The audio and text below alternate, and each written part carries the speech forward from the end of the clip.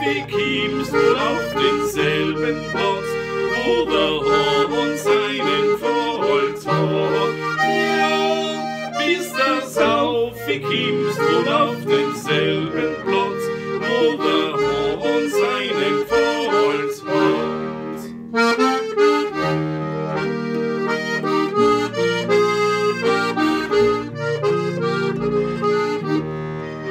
Ja, und der Spielhahn ist ein Vogel, ist ein wunderschönes Tier.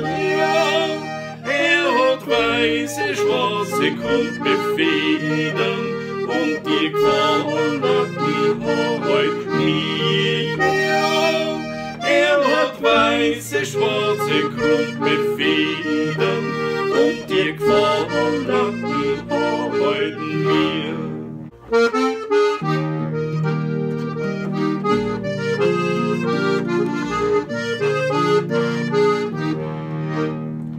Ja, und das Handelsschießen ist mein größte Freude, weil's beim Handelsschießen schöne Federn geil.